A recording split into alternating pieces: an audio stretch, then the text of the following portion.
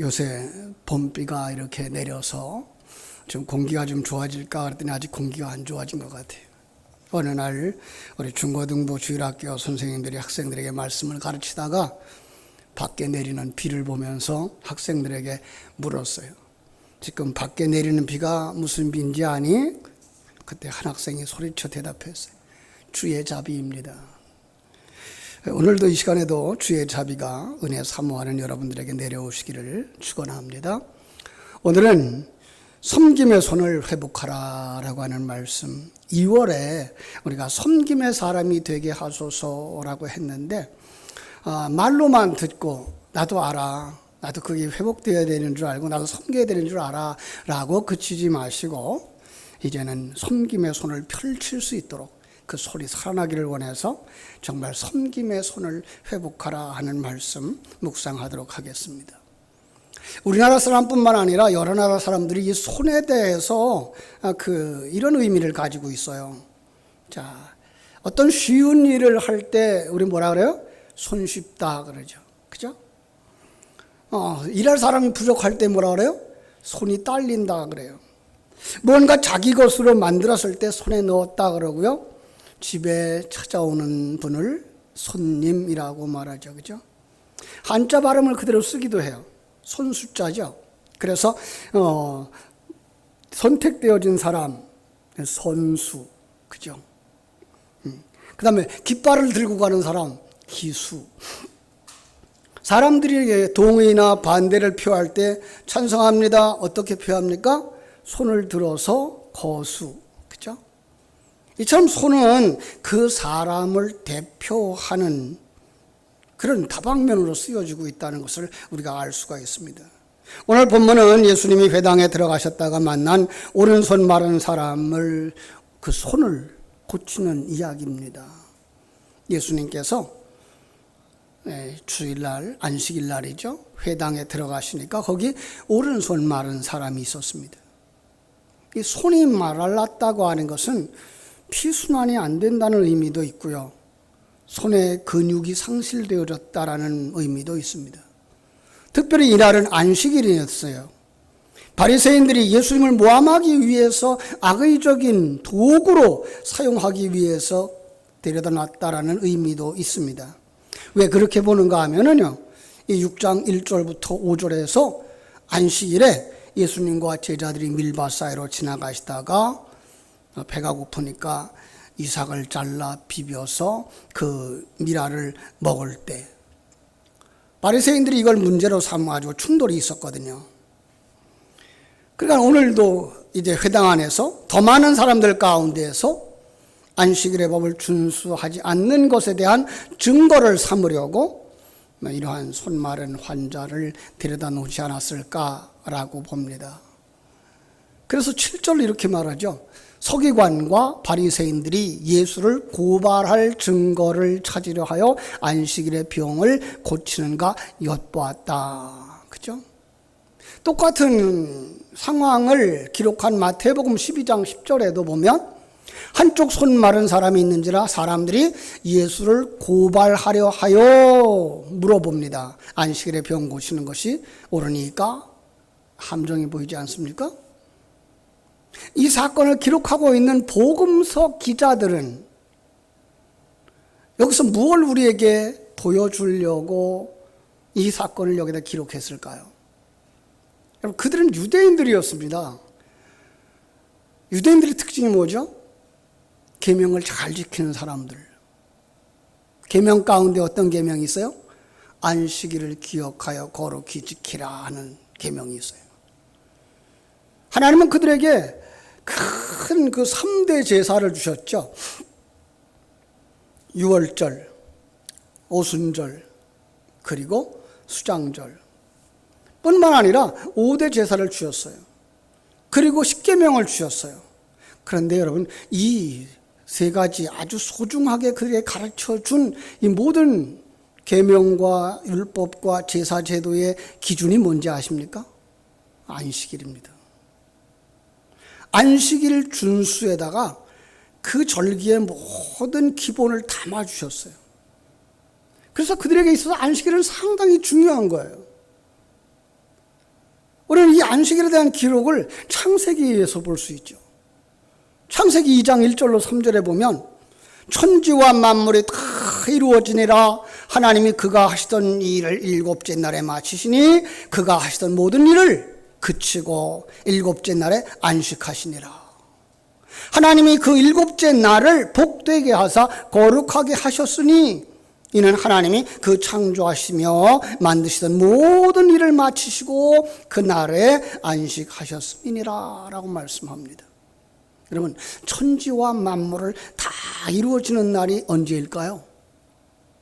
짧게 보면 천지 창조가 마쳐진 7번째 날이라고 볼 것입니다. 그러나 하나님은 큰 계획을 가지고 시간과 공간 세계 속에 계시의 도구들을 주시면서 그 속에 하나님의 사람들을 넣어주시고 그들을 재창조해서 완성시키는 날이 될 겁니다. 여러분, 이 세상에서 다 완성되어지면 우리는 그 다음 날 어디로 갈까요? 천국으로 가는 거죠. 안식일은 곧 천국의 상징인 것을 볼 수가 있습니다.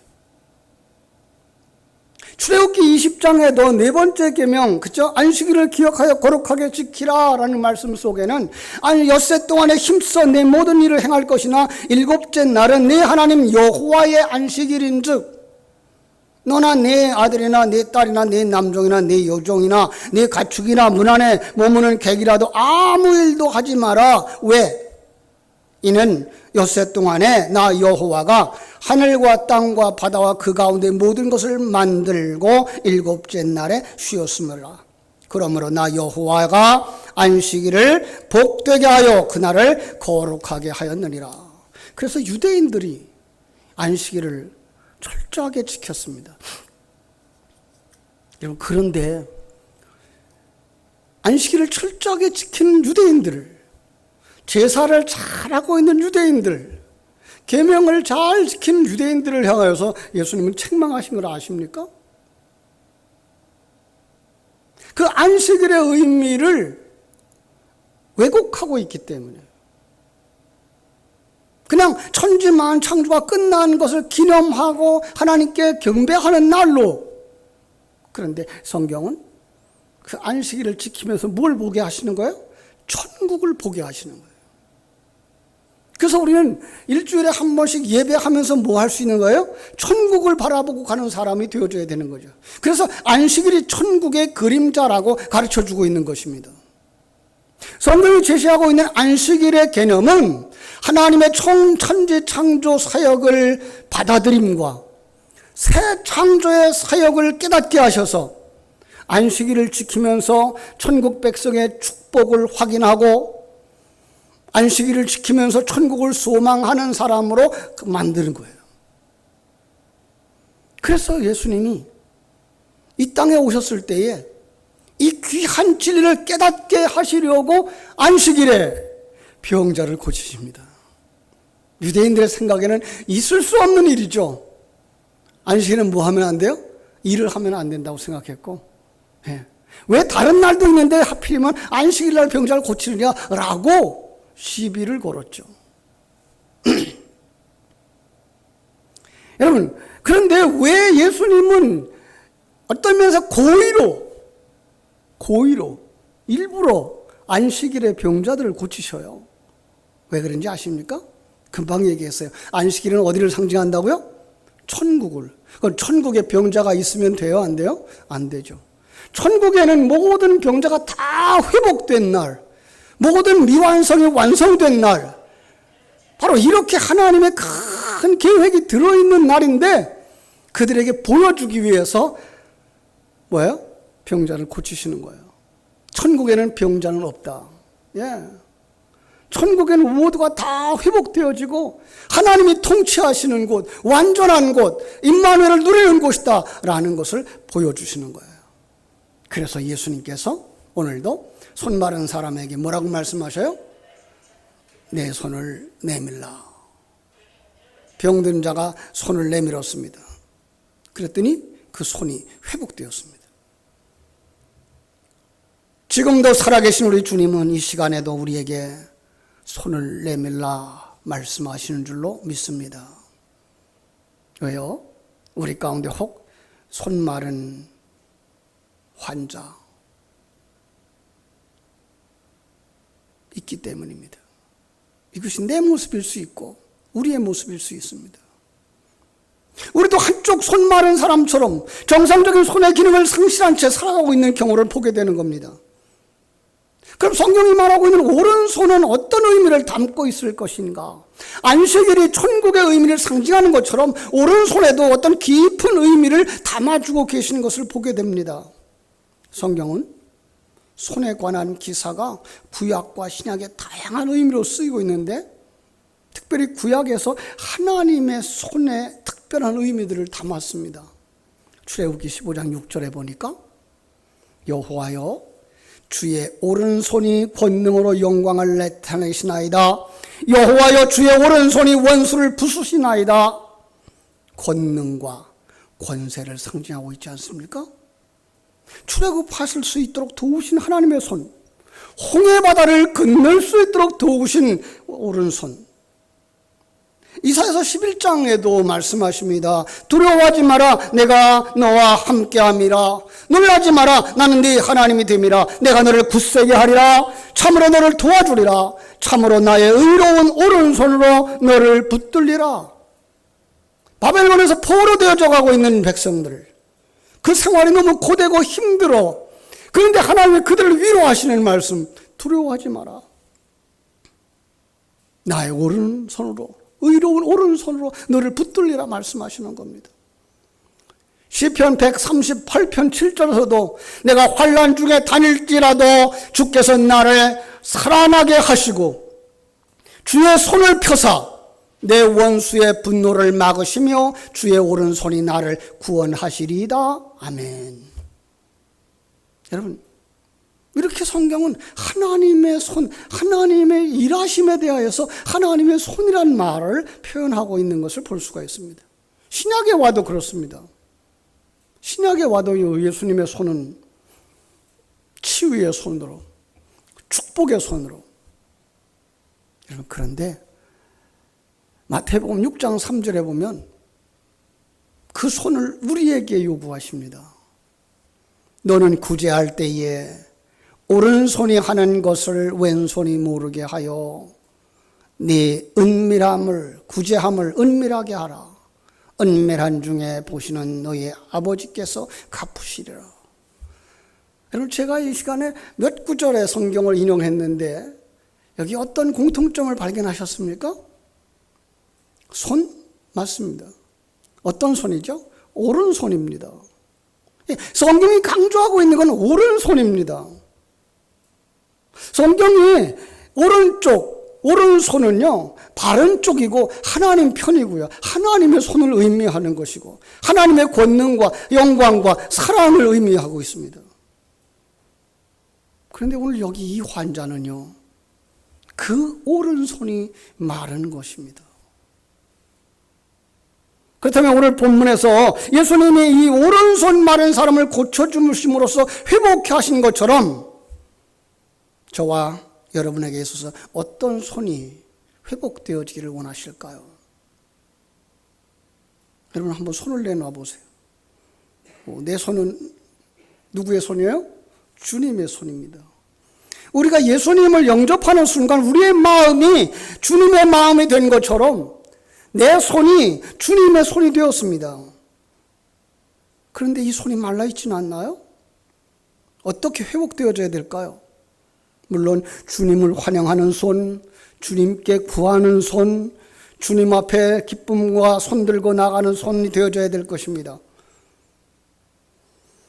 한마디로 주님과 관계되어진 거룩한 손. 여러분, 우리 손들이 거룩한 손으로 회복되어지기를 주님의 이름으로 축원합니다. 바로 이 거룩한 손이 회복되어져야 되는 겁니다. 여러분, 성도, 거룩할 성자 쓰는 거죠. 거룩한 사람들, 성도. 거듭난 사람, 하나님의 생명을 가진 사람을 거룩한 사람, 성도라고 말한다 그러면, 그럼 거룩한 손은 어떤 것입니까? 주님을 위하여 주님과 함께하는 손. 그래서 우리는 우리의 손이 거룩한 손이 되기를 간절히 소원해야 될 줄로 믿습니다. 거룩한 손은 어떤 손일까요? 디모데전서 2장 8절에 보니까 거룩한 손을 들어 기도하기를 원하노라 그랬습니다. 기도의 손입니다. 기도의 손이 회복되어지기를 주님의 이름으로 축원합니다. 여러분, 우리 손이 뭐라 그랬죠? 그 사람. 우리 마음 전체가 기도하는 사람, 기도하는 그러한 거룩한 사람이 되어져야 되는 겁니다. 시편 28편 2절에도 말씀하시기를 내가 주의 성소를 향하여 나의 손을 들고 왜요? 기도하는 거예요. 주께 부르짖을 때에 나의 간구하는 소리를 들으소서. 기도하는 손이 말라버리면요 삶이 메말라버리는 거예요. 삶이 영적인 삶에서 육적인 삶으로 돌아가 버리는 거예요. 그래서 회개의 사람이 참으로 메말라 버리는 거예요. 눈물이 메말라 버리는 거예요. 그런데 이 마른 손이 회복되어지고 기도의 손이 회복되어지면 눈물이 터지고 흐르게 되어져요. 스펄전 목사님은 이렇게 말했습니다. 천국은 마른 눈물로는 갈 수가 없다. 나는 기도의 눈물이 마른 지 얼마나 되었는지 한번 더듬어 보는 시간 되어지기를 바랍니다. 뿐만 아닙니다. 거룩한 손은 사랑의 손이요 용서의 손입니다. 이 손도 회복되어져야 됩니다.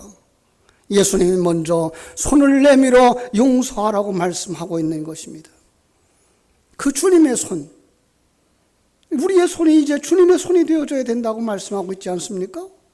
나 때문에 주님 그 손에 못 박히지 않았습니까? 나를 용서하기 위해 그 손에 못 박히지 아니하셨습니까? 능력의 손이요 사랑의 손인데도 불구하고, 아니 천지 만물을 창조하신 손인데도 불구하고 우리를 위하여 십자가에 못 박히신 손. 주님은 이제 우리에게 그 손을 베풀어서 용서하라고, 그 손을 풀어서 사랑하라고 말씀하시는 줄로 믿습니다. 그런데 그게 어떤 손이에요? 오른손이라는 거예요. 마태복음 6장 3절에서 말씀합니다. 너는 구제할 때 오른손이 하는 것을 왼손이 모르게 하여 네 구제함을 은밀하게 하라. 은밀한 중에 보시는 너의 아버지께서 갚으시리라. 여러분, 어떤 사람도 이 문자 그대로 해석하는 분은 없습니다. 왜냐하면요, 한 몸에 붙어있는 몸이기 때문에 그렇습니다. 오른손과 왼손은 한 몸에 붙어 있어요. 아무리 재주가 좋은 사람이라고 할지라도 오른손이 하는 걸 왼손이 모르게 할 수는 없어요. 왜죠? 손을 움직일 때는요, 뇌에서부터, 머리에서부터 내려오는 명령을 받아서 신경과 근육이 움직이는 것이기 때문에 그렇습니다. 그러나 우리는 이 모든 말씀 속에서 진정한 의미를 찾을 수가 있습니다. 여러분, 어떤 일을 할 때라고 말씀했죠? 너희가 구제할 때. 구제하는 것이 무엇입니까? 모르는 사람은 없을 것입니다. 그러면 이 문장을 담아주신 진리는 배우지 않은 사람은 모릅니다. 한번 그 구제의 대상을 한번 찾아보시기 바랍니다. 제가 한번 찾아봤어요. 신명기 10장 18절 19절. 고아와 과부를 위하여 정의를 행하며 나그네를 사랑하여 그에게 떡과 옷을 주시나니 너희는 나그네를 사랑하라. 전에 너희도 애굽 땅에서 나그네 되었음이니라. 야고보서 1장 27절은 말합니다. 하나님 아버지 앞에 정결하고 더러움이 없는 경건은 곧 고아와 과부를 그 환난 중에서 돌아보고 또 자기를 지켜 세속에 물들지 아니하는 그것이니라. 도와야 되는, 도움의 대상, 구제의 대상이 누구라는 거예요? 고아라는 거예요. 과부라는 거예요. 나그네라는 거예요. 여기에도 영적인 의미가 있습니다. 세상적인 관점에서의 그 상황을, 영적인 그 진리를 담아주는 하나님을 우리는 다시 보게 되는데, 아버지 없는 자가 고아입니다. 누굴까요? 하나님의 아버지가 없는 자들이 고아입니다. 신랑이 없는 자가 과부입니다. 신랑 대신 예수 그리스도가 없는 자가 과부입니다. 나그네는요, 고향을 떠나서 방황하다가 고향을 잃어버린 사람, 아니 고향으로 돌아가려고 하는데 아직 길을 못 찾은 사람, 나그네입니다. 여러분, 성경 속에서는요, 이와 같은 자들이 구제의 대상이라고 말씀하고 있는 것입니다. 그러니까 아버지 없는 자에게 아버지를 만나게 해주고, 남편을 잃어버린 자에게 남편을 만나게 해주고, 고향으로 돌아갈 수 있도록 고향으로 인도해 주는 것이 바로 진정한 구제구나를 알게 되는 것입니다. 그런데 이 일은 누가 해야 됩니까? 하늘 생명 가진 자들이, 하나님과 함께하는 임마누엘을 누리는 자들이, 오른손을 가진 우리가 진리의 말씀을 가지고 주님의 손을 가지고 그들에게 아버지께로 인도하고 신랑께로 인도하고 고향으로 인도할 수 있도록 도와주는 것, 그것이 진정한 구제라고 말씀하는 것입니다. 이것을 뭐라 그런다고요? 오른손이 하는 일. 그것을 저들은 절대로 못한다, 불신자들은. 그래서 그들을 뭐라 그래요? 왼손을 가진 자들. 영적인 이 일은 누구만 할 수 있어요. 하나님의 생명을 가지고 하늘나라의 소망을 가지고 임마누엘을 누리는 사람들만 할 수 있는 거예요. 이게 뭐예요? 오른손을 가진 자들. 오른손이 뭐 할 수 있어요? 진정한 구제를 할 수 있는 것입니다. 이 거룩한 손이 회복되어지기를 주님의 이름으로 축원합니다. 정말로 거룩한 손이 회복되어지면 그 손은 봉사와 섬김으로 이어질 것입니다. 그런데 봉사가 없는 손, 봉사 그러면 우리는 어디를 생각하죠? 주방을 생각할 수 있을 거예요. 그런데 주방에 지나가면서 손에 물기가 안 묻어 있는 손, 일하지 않는 손, 뭐예요? 말라버린 손이에요. 창백한 손이에요. 로마서 12장 3절은 말씀합니다. 성도들의 쓸 것을 공급하며 손 대접하기를 힘쓰라. 여러분, 교회는 일손을 많이 필요로 합니다. 오늘 예배하는 성도들 가운데 섬김과 봉사에 손을 거두어버린, 말라버린 손은 없습니까? 다시 한번 주님의 음성을 듣게 되기를 주님의 이름으로 축원합니다. 내가 과거에는 잘했어요. 지금 그 손이 말라버렸어요. 과거에는 교사의 역할을 잘했어요. 그런데 지금은 그 손이 말라버렸어요. 과거에는 성전의 구석구석을 청소를 잘했어요. 그런데 지금은 그 손이 말라버렸어요.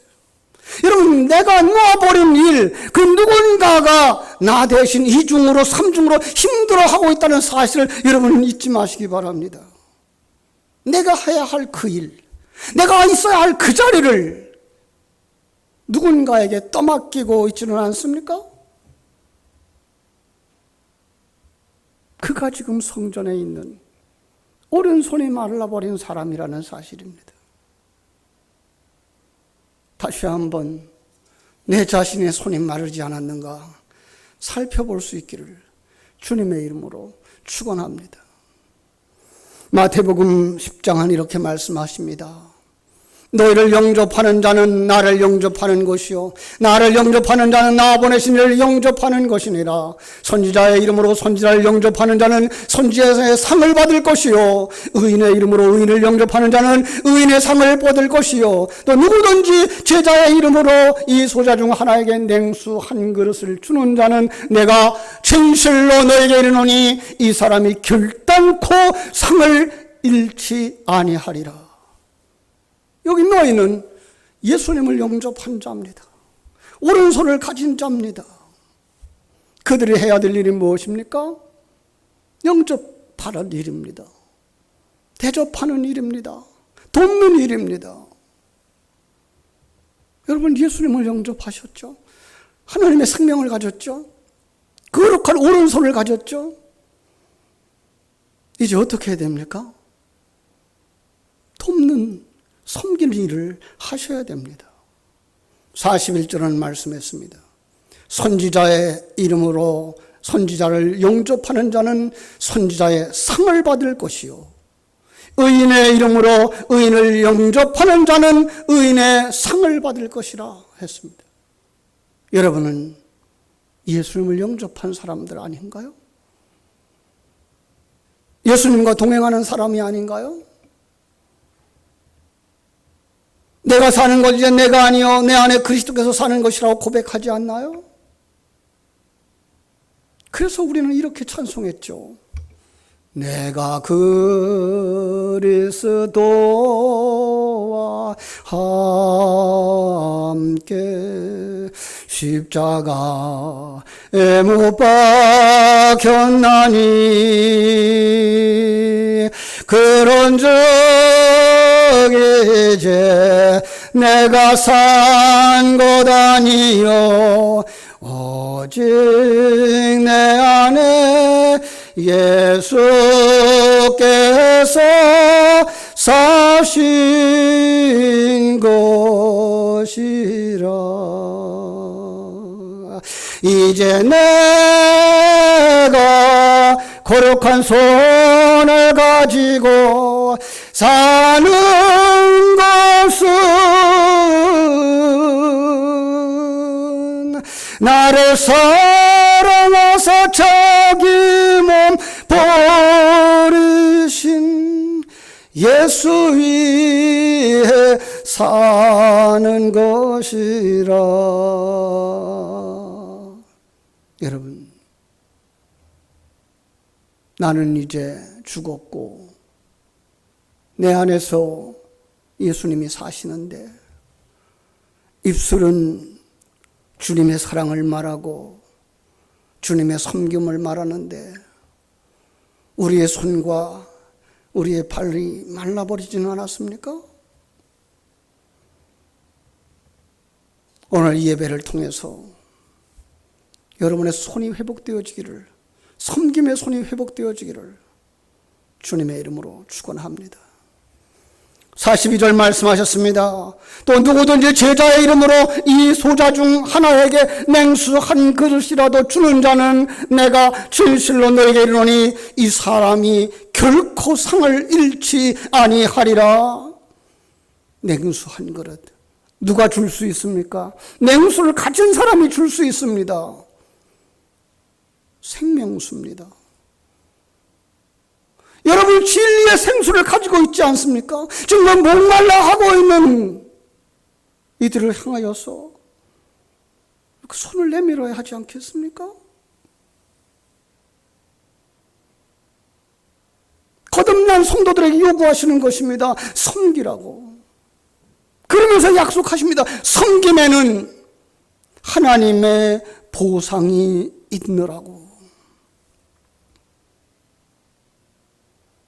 그렇습니다. 천국에 들어가면 누구나 다 만족하며 살아가는 행복한 곳일 것입니다. 그러나 성경은 이렇게 예를 들었습니다. 10문화를 남긴 자는 10거울을 다스리는 권세를 받을 것이요 5문화를 남긴 자에게는 5거울을 다스리는 권세를 주실 것이라. 여러분에게 하나님 주신 은사가 무엇입니까? 이제 다시 손을 들어서 손을 내밀라고 하시는 그 주님의 명령을 따라서 여러분의 손을 내밀고 회복되어져 주님 앞에 온전히 쓰임받고 하나님 앞에 평가될 때에 후회하지 않을 만한 하나님의 큰 은혜를 받아 누리는 여러분들 되시기를 주님의 이름으로 축원합니다. 기도하겠습니다. 우리 이 시간에 두 손을 한번 들어보십시다.